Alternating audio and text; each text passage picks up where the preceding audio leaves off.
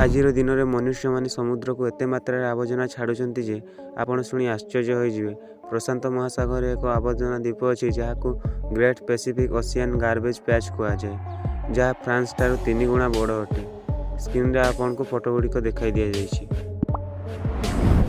ସ୍କ୍ରିନ୍ରେ ଆପଣ ଯେଉଁ ଫଟୋକୁ ଦେଖୁଛନ୍ତି ଏହା କୌଣସି ଷ୍ଟାଚ୍ୟୁ ନୁହେଁ, ଏହା ବାଙ୍ଗାଲୋରର ଏକ ସ୍କୁଲର ଫ୍ୟାନ୍ସି ଡ୍ରେସ୍ କମ୍ପିଟିସନ୍ର ୱିନର।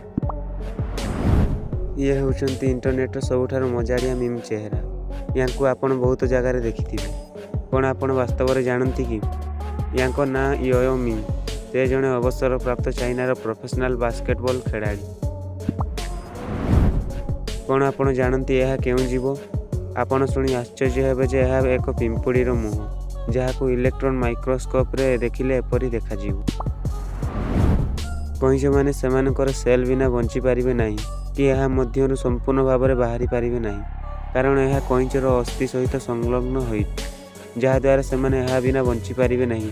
ଆପଣ ଏହି ଫଟୋକୁ ଦେଖିଲେ ବୁଝିପାରିବେ।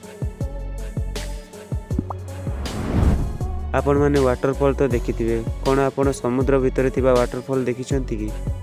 ଏହା ହେଉଛି ଭାରତ ମହାସାଗରରେ ଥିବା ସମୁଦ୍ର ଭିତରର ଜଳପ୍ରପାତ। କ'ଣ ଆପଣ ଦୁନିଆର ସବୁଠାରୁ ମହିଳା ବ୍ୟକ୍ତିଙ୍କୁ ଦେଖିଛନ୍ତି କି? ଇଏ ହେଉଛନ୍ତି ଏମୋ ହାଜି। ସେ 60 ବର୍ଷ ମଧ୍ୟରେ ଥରେ ହେଲେ ଗାଧୋଇ ନାହାନ୍ତି। ବିଛା ପୋକଜୋକ ଖାଇ ବଞ୍ଚନ୍ତି। ସେ ବିଶ୍ୱାସ କରନ୍ତି ଯେ ପରିଷ୍କାର ପରିଚ୍ଛନ୍ନତା ତାଙ୍କୁ ଅସୁସ୍ଥ କରିଥାଏ।